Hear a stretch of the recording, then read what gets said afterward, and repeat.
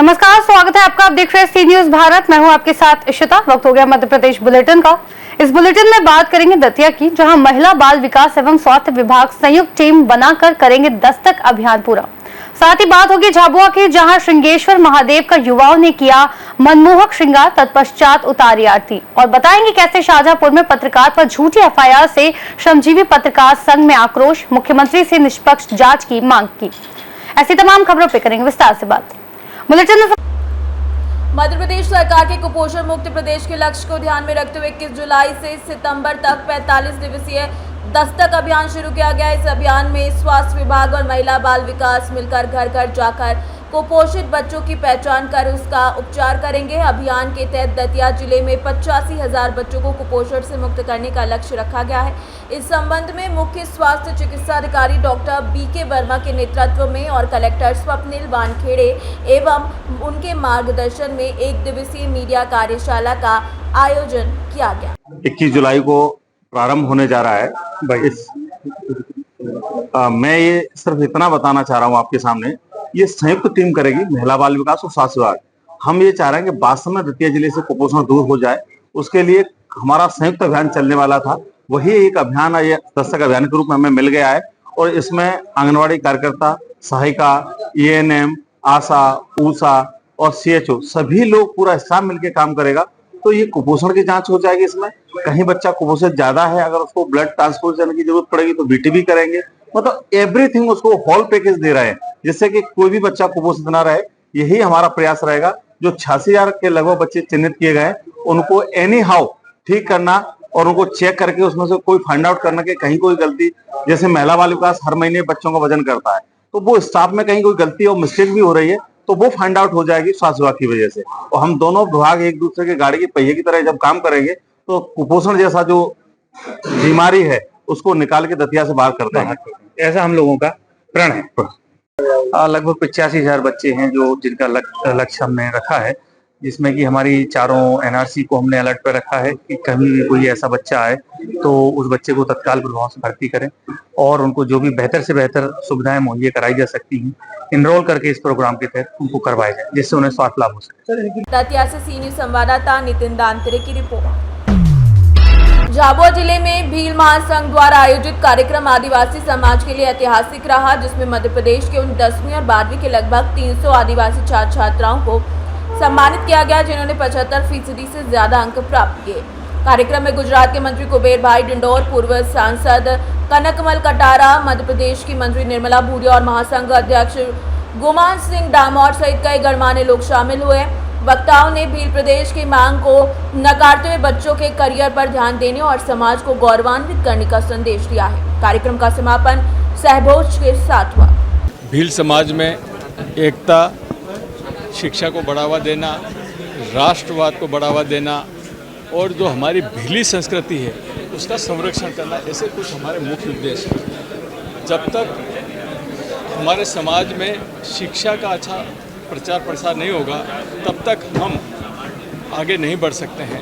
और इसलिए हमने आज शुरुआत शिक्षा से की है, तो हम आगे चल कर के कोशिश ये करेंगे कि हर घर तक शिक्षा का दीपक जले, हर घर में शिक्षा का दीपक जले। आज एक और बात सामने आई है कि अगले साल जब हम कार्यक्रम करेंगे तो हमारी बहन निर्मला जी ने भी बोला है कि दिलीप सिंह जी के नाम से भी एक पुरस्कार होगा। तो मैंने ये बताया है कि अगले साल के कार्यक्रम में जो हमारा विद्यार्थी पूरे ज़िले में 12वीं में जो प्रथम आएगा उसको हम 51,000 रुपये देंगे। जो सेकंड रहेगा ज़िले में 12वीं का बच्चा उसको हम 31,000 और जो तीसरे नंबर पे रहेगा उसको हम 21,000 देंगे। इसी प्रकार से जो बच्चा 10वीं में पूरे ज़िले में टॉप करेगा भील समाज का, उसको हम 31, दूसरे नंबर वाले को हम 21 और तीसरे नंबर वाले को हम 11,000 रुपये देंगे। सभी प्रांतों में होना चाहिए। तो आने वाले समय हम भी हमारे गुजरात में कार्यक्रम ये करते हैं, लेकिन ये इतना प्रभावी नहीं हो पाता। तो प्रभावी कार्यक्रम सभी प्रांतों में, राजस्थान में, गुजरात में, सभी जगह होना चाहिए। और आने वाले समय में हम सब मिलकर ये जो समाज की मुख्यधारा में आए और सरकार की ओर से जो सारी योजनाएं हैं, एजुकेशन के तहत जो सारी योजनाएं, उसका लाभ लेकर हम सुखी हो, संपन्न हो और आगे बढ़े, यही शुभकामनाएं। देखिए, जाति विशेष का कोई राज्य नहीं बनता है। अभी मूल बात क्या है कि स्वावलंबी जीवन व्यतीत करना और आगे पढ़ लिख करके बड़े बच्चे और अपने जीवन का विकास करें। आदिवासी समाज की मुख्य धारा में रह करके उसका मूल विकास करने की आवश्यकता है भी, उस बारे में विचार करना चाहिए। बनिस्पत आप इनको रास्ते से हट करके कोई बात करे और उसके अंदर जुड़े और उसके अंदर उनका विकास नहीं हो। जैसे आज प्रतिभा सम्मान समारोह मुझे भी आमंत्रित किया आदरणीय गुमान सिंह जी डामोर साहब जो महासंघ के अध्यक्ष हैं मध्य प्रदेश के, और हमारे मित्र कुबेर जी डेंडोर साहब भी यहाँ पर उपस्थित हैं, बहन निर्मला जी भी हैं। उन सब ने आज हमने अपने वक्तव्य में यही कहा कि हम सब मिल करके हमारा जीवन किस तरह से आगे बढ़े। 10वीं और 12वीं में इनका जीवन का मोड़ होता है, किस और हमको जाना है इसकी दिशा मिलती है। का कोई राज्य नहीं बनता है। अभी मूल बात क्या है कि स्वावलंबी जीवन व्यतीत करना और आगे पढ़ लिख करके बड़े बच्चे और अपने जीवन का विकास करें। आदिवासी समाज की मुख्य धारा में रह करके उसका मूल विकास करने की आवश्यकता है भी, उस बारे में विचार करना चाहिए। बनिस्पत आप इनको रास्ते से हट करके कोई बात करे और उसके अंदर जुड़े और उसके अंदर उनका विकास नहीं हो। जैसे आज प्रतिभा सम्मान समारोह मुझे भी आमंत्रित किया आदरणीय गुमान सिंह जी डामोर साहब जो महासंघ के अध्यक्ष हैं मध्य प्रदेश के, और हमारे मित्र कुबेर जी डेंडोर साहब भी यहाँ पर उपस्थित हैं, बहन निर्मला जी भी हैं। उन सब ने आज हमने अपने वक्तव्य में यही कहा कि हम सब मिल करके हमारा जीवन किस तरह से आगे बढ़े। 10वीं और 12वीं में इनका जीवन का मोड़ होता है, किस और हमको जाना है इसकी दिशा मिलती है। बनिस्पत आप किसी दूसरे रास्ते से भटका करके इन बच्चों की बनती हुई लाइफ में वो दूसरी बात पर चले जाएं और उनका जीवन खतरे में पड़ जाए, ये बात हमें नहीं सोचनी है। उसको मूल विकास किस तरह से होगा, मूल धारणा में कैसे आगे बढ़े, ये हमारी मंशा है। और इसलिए आदरणीय नरेंद्र भाई मोदी जी ने एकलव्य विद्यालय 750 पूरे देश में किए। झाबुआ से सी न्यूज संवाददाता मनीष कुमार जैन की रिपोर्ट। खबर झाबुआ से, जहां झकनावदा में तकरीबन 4 किलोमीटर दूर स्थित श्री श्रृंगेश्वर महादेव धाम पर श्रावण माह के दूसरे सोमवार को 8 गांवों के सैकड़ों कांवड़ियों ने जल अर्पित कर पूजा अर्चना की। श्रद्धालुओं ने बाबा महाकाल, पंचमुखी हनुमान जी, माई माता जी और ब्रह्मलिंग महंत श्री 1008 काशी गिरी जी महाराज के दर्शन किए। गादीपति श्री रामेश्वर गिरी जी महाराज ने भक्तों का आशीर्वाद दिया। शाम को झकनावदा के युवाओं आर्यन मिस्त्री, श्रेयांश और सिद्धार्थ भांगू ने महादेव का मनमोहक श्रृंगार किया और महाआरती उतारकर प्रसादी वितरित की। झाबुआ से सी न्यूज संवाददाता मनीष कुमार की रिपोर्ट। मध्य प्रदेश के नागद्वारी मेले के दौरान किसी अप्रिय घटना के बचाव के लिए पुलिस अधीक्षक अजय पांडे के निर्देश और जितेंद्र जाट के मार्गदर्शन में नवेगांव थाना प्रभारी तरुण मरकाम ने वाहनों की लगातार चेकिंग की। यात्रियों को शराब पीकर वाहन न चलाने की हिदायत दी। इसी क्रम में नवेगांव में अवैध शराब बिक्री पर दबिश देकर 20 लीटर शराब जब्त की गई। इस कार्यक्रम में थाना प्रभारी तरुण मरकाम, प्रधान आरक्षक जयप्रकाश सयाम, प्रधान आरक्षक शारदा और पुलिस बल मौजूद रहा। छिंदवाड़ा से सी न्यूज संवाददाता वीरेंद्र अग्रवाल की रिपोर्ट।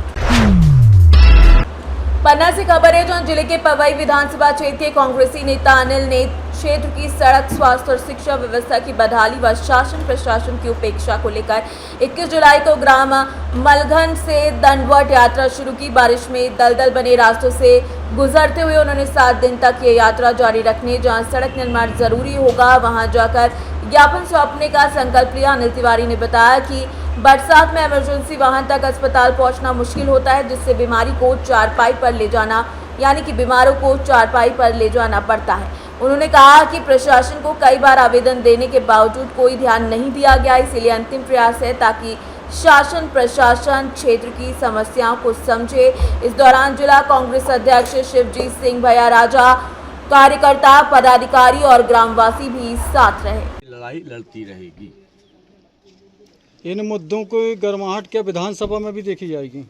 अब इन मुद्दों को लेके चूँकि ये जिला का चूँकि अनिल तिवारी जी ने बहुत अच्छा काम किया और कांग्रेस के वरिष्ठ नेता भी आए हैं, तो हमारा भी कर्तव्य होता है इन समस्याओं को हम अपने हाईकमान तक आदरणीय प्रदेश अध्यक्ष हमारे जुझारू अध्यक्ष जीतू पटवारी जी को भी अवगत करवाया जाएगा, विपक्ष के नेता उमंग सिंघा जी को भी अवगत करवाया जाएगा।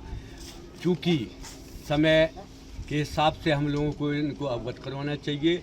इनका सुधार भी जल्दी से जल्दी होना चाहिए, ये हम लोग अपने वरिष्ठ नेताओं को अवगत करवाएंगे। आखिर कारण क्या है कि प्रशासनिक अधिकारियों को बाद में पहले गौवंशों को ज्ञापन सुनाया गया, दिया गया? क्या होता है, ये तो हमारा आपका सबका कर्तव्य होता है, ठीक है। गोवंश वो भी तो चल इंसान होते हैं, उनमें भी तो समझदारी होती है। हो सकता है उसके माध्यम से शायद सुनाई हो जाए। गौ माता तो अपनी माता है, माता के समान है। हम अपने जब लड़का बच्चा दुखी होते तो माता को सुनाते हैं सब चीज़, अपनी व्यथा, वो भी गौ माता है। हो सकता है हमारे सबको लगा हो कि हमारी शायद माता सुन ले, माता के अंदर कितने करोड़ों देवता वास करते हैं, शायद उनकी आवाज़ ऊपर वाले सुन ले तो बहुत अच्छी बात है। थैंक यू, लगा जी भाई साहब, आज आपके द्वारा मलखन ग्राम में ज्ञापन सौंपा गया, क्या प्रमुख मांगे थी और क्या ज्ञापन में लिखा गया है? एक्चुअली हमने 11 सूत्रीय मांगों को लेके महामहिम राष्ट्रपति जी के नाम ग्राम पंचायत मलघन के आदिवासी बस्ती चितारबरा से जिला कांग्रेस कमेटी पन्ना अध्यक्ष परम आदरणीय कुंवर शिवजीत सिंह जी के नेतृत्व में दंडवत यात्रा की है स्कूल और खीर माता तक। हमने गौवंशों के माध्यम से, चूँकि गौ प्रेमियों की सरकार है और सनातनियों की सरकार है, गरीबों की आवाज़ को कुचलने का काम करती है ये मध्य प्रदेश की भाजपा मोहन सरकार, इसलिए हमने ये माध्यम बनाया है कि गौ माता का नारा देते हैं डॉक्टर मोहन यादव जी। हो सकता है गौवंशों के माध्यम से उन तक पीड़ा हमारे आदिवासियों के पहुंच जाए। जिस प्रकार से चारपाइयों में मरीजों को ले जाया जा रहा, गरीब बस्तियों में एम्बुलेंस नहीं जा पा रही, गरीब बच्चियां सरकारों के नारे हैं बेटी पढ़ाओ बेटी बचाओ, किस प्रकार से बेटियां पढ़ेंगी, कैसे बेटियां बचेंगी, कमर से कीचड़ आप सम्माननीय मीडिया के साथियों ने देखा है, चलने को रास्ता नहीं है। स्कूल की क्या जर्जर स्थिति है, बिल्डिंग कभी भी धंस सकती, स्कूल में बच्चों का जीवन खतरे में है। शिक्षकों से अतिरिक्त डाक के और बीएलए के काम, निर्वाचन के काम लिए जा रहे हैं। स्कूलों में प्यून नहीं है, पूरी तरह से बच्चों से झाड़ू लगवाया जा रहा है। स्कूल में पेयजल की व्यवस्था नहीं, आप सबने देखा है। हम लोगों ने 11 सूत्रीय मांगों को लेके स्वास्थ्य, शिक्षा, रोजगार जिला कांग्रेस कमेटी पन्ना के नेतृत्व में दंडवत यात्रा की आज से शुरुआत की है। हमारा 24 तारीख को पवई जनपद में हथकुरी ग्राम पंचायत में कार्यक्रम रहेगा, 26-27 को पन्ना में कार्यक्रम रहेगा। ऐसा हम लोगों ने निर्णय लिया है कि इस गूंगी लगड़ी बहरी सरकार को जगाने के लिए हम लोग गौ माता, देवी देवताओं के माध्यम से गांधीवादी तरीके से, अहिंसक तरीके से अपनी बात रखेंगे। धन्यवाद। पन्ना से सीनियर संवाददाता रीना सोनी की रिपोर्ट। मध्य प्रदेश में पत्रकारों की सुरक्षा को लेकर गंभीर सवाल उठ रहे हैं। जब 20 जुलाई को शुजालपुर मंडी के फ्रीगंज इलाके में चक्का जाम की खबर कवर करने गए एक संवाददाता और मध्य प्रदेश श्रमजीवी पत्रकार संघ के ब्लॉक उपाध्यक्ष ओम मेवाड़ पर झूठी एफआईआर दर्ज कर दी गई। ओम मेवाड़ ने घटनास्थल पर फंसी एम्बुलेंस का रास्ता साफ कराया और सामाजिक तत्वों को शांत कराने का प्रयास किया, लेकिन बदले में गालियां और जान से मारने की धमकी मिली। जब उन्होंने मंडी थाने में शिकायत दर्ज कराई तो पुलिस ने पहले इनकार किया और बाद में राजनीतिक दबाव में उनके खिलाफ मामला दर्ज कर लिया। 8 घंटे तक थाने में रखे जाने के बाद संघ के हस्तक्षेप से उनकी शिकायत हुई।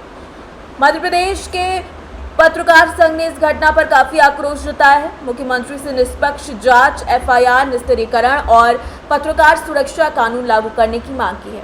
संघ ने चेतावनी दी है कि दोषियों पर कार्यवाही न होने तक देशव्यापी आंदोलन की रणनीति बनाई जाएगी। ओम मेवाड़ा, शुजालपुर, अनादि न्यूज टीवी का संवाददाता हूँ।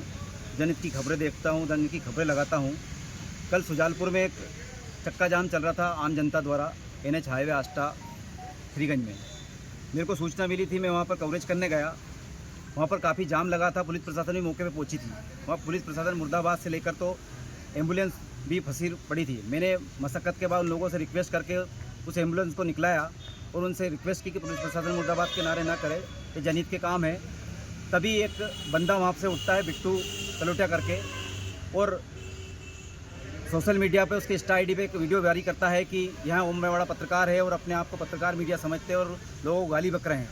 जब मुझे ऐसी सूचना वहाँ मिली तो मैं थाने पर आया और मेरा आवेदन थाना प्रभारी को दिया कि मेरे सोशल मीडिया पे एक लोगों ने मेरा गलत वीडियो डाल रखा है, तब मैं यहाँ बैठा और उसको बुलवाया गया सामने वाले को। जब तक तो ठीक था, लेकिन जब उसके ऊपर दबाव बनाया थाना प्रभारी के ऊपर, मुझे हरिजन एक्ट के मुकदमे में झूठी एफआईआर की गई। यहाँ के मेरे को सूत्रों से द्वारा प्राप्त हुआ है कि यहाँ के जनप्रतिनिधि नेता के द्वारा मेरे ऊपर झूठी एफआईआर दबाव बना के की गई। मैं यहाँ जनहित के काम करता हूँ। यहाँ पर उत्तर प्रदेश से लेकर बिहार जैसा माफिया राज आ चुका है। नेताओं के दबाव में पुलिस प्रशासन या पूरा शहर नतमस्तक रहता है।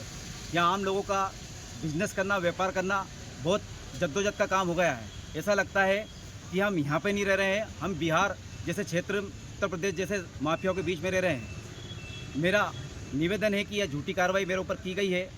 माननीय मुख्यमंत्री जी डॉक्टर मोहन यादव से भी निवेदन है कि पत्रकार सुरक्षा कानून जल्द से जल्द लागू कराया जाए। अगर पत्रकारों की आवाज़ दबाई जाएगी तो पत्रकार आम जनता की आवाज़ कैसे बनेंगे? अगर यह न्याय नहीं मिला तो पत्रकार चौथा स्तंभ खाली कहने का रह जाएगा, उसको जद्दोजहद जमीन में गाड़ दिया जाएगा। शाहजहांपुर से सी संवाददाता रमेश राजपूत की रिपोर्ट। बुलेटिन में फिलहाल इतना ही। देश और दुनिया की तमाम बड़ी जानकारियों के लिए देखते रहिए सी न्यूज़ भारत।